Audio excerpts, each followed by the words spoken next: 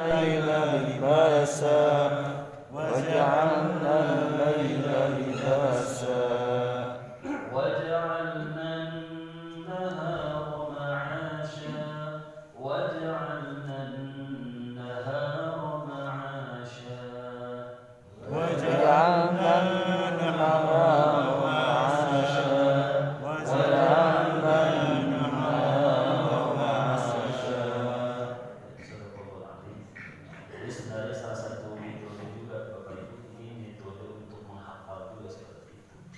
Jadi ada namanya dalam metode menghafal itu metode atau thariqah wahdah.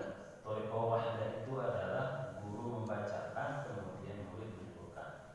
Guru membacakan beberapa kali, murid menirukan beberapa kali. Sebenarnya itu salah satu metode yang kemudian juga ya din Rasulullah SAW. Jadi nanti juga ketika mendapatkan wahyu, kemudian beliau hafal dan kemudian beliau juga ketika mengajarkan kepada para sahabat juga seperti itu metodenya. Jadi nanti bacakan, sahabat menirukan. Nanti bacakan, sahabat menirukan sekaligus untuk dihafalkan. Bismillahirrahmanirrahim. Qala al-mu'allif rahimahullah ta'ala wa nafa'ana bi 'ulumihi wa madana bi asrarihi wa 'ada 'alaina barakatihi fi darin amin ya rabbal alamin. Di hari Ahad kemarin, hari subuh, kita mengawali bahwa surah An-Naba ini dia Makkiyah dan kemudian jumlah ayatnya itu adalah 41. Namun kemudian kalau di setiap mushaf yang kita temukan itu jumlah ayatnya 40. Ayat yang satunya lagi kemana? Ayat 40-nya itu sebenarnya dalam pendapat yang berbeda itu adalah 2 ayat sehingga dimasukkan sebagai ayatnya 41. Pembahasan kemarin bahwa orang-orang kafir Quraisy itu kemudian mengingkari terhadap Al-Quran, wabil khusus ketika Al-Quran membahas tentang Al-Ba'ts, membahas tentang hari kebangkitan. Jadi mereka mengingkari hal itu. Maka kemudian ketika orang beriman sudah pasti mengimani dan meyakini tentang Al-Quran dan kemudian segala apa yang dikandung salah satunya adalah Al-Ba'ts, hari kebangkitan itu. Maka kemudian Allah menyodorkan kepada orang-orang Quraisy, kalau kamu tidak percaya dengan hal yang sebenarnya aku sendiri itu lebih mudah untuk melakukan hal itu. Jadi Al-Ba'ts itu lebih gampang bagi Allah. Kenapa? Karena objeknya sudah ada. Yang akan dibangkitkan itu sudah ada. Lah Allah kan kemudian nanti menyodorkan kepada orang-orang yang tidak yakin terhadap sesuatu yang lebih hebat dari itu, kemudian Allah mampu untuk menghadirkannya. Kita sudah bahas kemarin alam naj'alil arda mihada, bahwa Allah itu telah menjadikan al-arda itu bumi mihadan itu sebagai hamparan. Firasyan kal mahdi, dia terhampar bagaikan permadani. Memang ini al-mahd itu kan kalau kita ambil dari hadis Nabi, utlubul ilma minal mahdi ilal lahdi. Jadi al-mahdi di sana itu sebenarnya makna awalnya adalah buaya.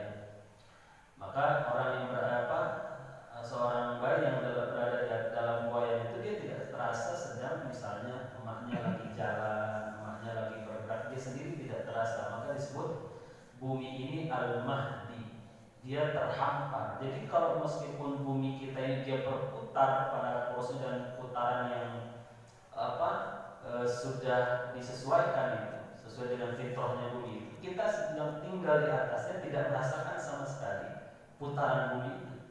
Ada di antara kita terus kemudian, wah ini bumi lagi berputar. Tidak. Kalau terjadi gempa baru kita merasakan ada gerakan bumi, lempeng-lempeng bumi. Tapi ketika dia berotasi, ketika dia bergerak bumi ini kita tidak merasakannya. Maka Allah memberikan istilah hamparan itu adalah al-mahdi atau mihada. Wal jibal autadan, dan kemudian gunung itu sebagai pasar. Tasbutu bihal ardu kama tasbutul khiyam bil autadi. Jadi ditetapkan bahwa gunung itu sebagai pasarnya bumi.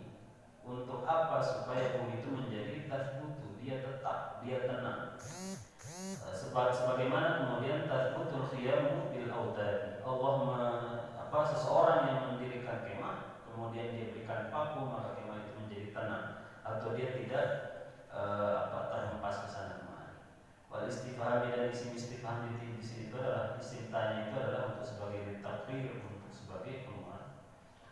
Wa khalaqnakum azwajan dan telah diciptakan kamu itu azwajan berpasang-pasangan yang itu dhukur wa inathan laki-laki dan perempuan. Wa ja'alna nawmakum subata dan telah dijadikan tidur itu sebagai subata waktu rehat. Mungkin kita bertanya, kenapa terus kemudian Allah menyebutkan tidur sebagai bukti bahwa Allah itu mampu melakukan hal-hal yang tadi al-ba'ats itu kebangkitan itu. Karena sebenarnya tidur itu adalah latihan mati. Tidur itu kan latihan mati sebenarnya, dan itulah yang sebenarnya prosesi mendekati mati. Kenapa? Karena ketika seseorang itu sudah tidur dia sudah tidak sadar. Maka kadang-kadang kalau misalnya ada orang itu dan selesai ketika dia bangun kita tanya, tadi kamu ngomong begini loh. Dia pasti akan ngomong enggak, saya enggak pernah. Orang yang meninggal juga kan tidak sadar dengan dirinya sendiri ketika dia kemudian sudah dicabut oleh Allah Subhanahu wa Ta'ala. Maka demikian pula orang yang tidur. Maka tidur itu adalah prosesi seperti kematian juga. Namun kemudian Allah bangunkan lagi. Maka kalau dari ayat kemarin dikatakan Allah yatawaffal anfusa hina mautiha wallati lam tamut fi manamiha. Jadi Allah itu ya mewafatkan orang ketika memang sudah waktunya wafat meninggal. Kemudian orang yang belum waktunya wafat ketika dia tidur maka Allah bangunkan. Berikutnya rohatan li abdanikum. Jadi tidur itu sebagai waktu istirahat untuk tubuh kita. Jadi ya, tidur itu memang kita sangat butuh dengan tidur. Orang kalau hanya duduk terus kemudian sandaran atau tiduran tapi belum tidur maka disebut belum sebagai orang yang roha, belum sebagai orang yang istirahat. Kenapa? Karena pikiran masih jalan. Jadi kalau pikiran masih jalan kan berarti dia siap untuk menerima instruksi. Maka memang kalau orang-orang yang mengalami gangguan tidur atau disebutnya kalau dalam dunia medis itu insomnia, itu kan kadang-kadang dikasih obat penenang. Nah itu memang sangat luar biasa, saya belum pernah merasakan itu. Tidak ada sama sekali. Jadi kita mulai start tidur itu, saya belum mengalami itu dari jam, pokoknya pada insya Allah start itu gak tidur. Bisa mulai agak jauh rasanya itu tiduran itu ya paling jam 1. Nanti jam 2 bangun tuh badan itu gak karuan rasanya. Maka memang fisik kita itu sangat butuh untuk kemudian diroha, butuh untuk istirahat. Waja'alna al-laila libasa, dan kemudian kami jadikan malam itu sebagai pakaian, satiran bisawadi. Jadi sebagai penutup dengan gelapnya malam itu, ini sebagai penutup. Penutup apa? Penutup karena memang kalau malam itu kan dia gelap, sehingga hal-hal yang disitulah butuhnya kita istirahat itu merata-rata di malam hari. Maka dalam dunia kesehatan tidur itu bagus itu di tempat yang tidak terang. Jadi justru tidur itu di tempat yang agak gelap, gitu ya. Makanya itu yang tempat yang baik, apalagi orang-orang yang lagi proses pemulihan kesehatan itu justru tidak dianjurkan untuk tidur di tempat yang terang. Wa ja'alna an-nahara ma'asha, kemudian kami jadikan siang itu sebagai waktu untuk kemudian mencari penghidupan. Waqtal ma'aish, waktu untuk mencari penghidupan. Wa banayna fawqakum sab'an shidada, dan kami bangun fawqakum di atas kamu itu sab'an 7. Ayat sab'an samawat yang 7 langit, shidada yang sangat kokoh. Jamu syadidatin ay qawiyatin muhakkamatan la yu'athiru fiha mururuz zaman. Jadi syidadan itu adalah jamak dari syadidah, yakni sesuatu yang sangat kuat, muhakkamatan dan juga sangat rapi. Jadi langit itu Allah ciptakan itu begitu sangat kuat dan sangat rapi. La yu'athiru fiha mururuz zaman, dia tidak terpengaruh oleh sama sekali dengan mururuz zaman, dengan berkembangnya zaman. Jadi dari dulu, dari awal kita lihat langit itu tidak ada sedikit pun yang namanya perubahan. Tidak ada kemudian kita lihat itu udah mulai lapuk, kita harus direnovasi dan seterusnya, tidak ada. Demikianlah terus kemudian Allah menunjukkan kepada kita tentang untuk menciptakan sesuatu, apalagi hanya kebangkitan. Allah bisawab, saya kira untuk sementara ini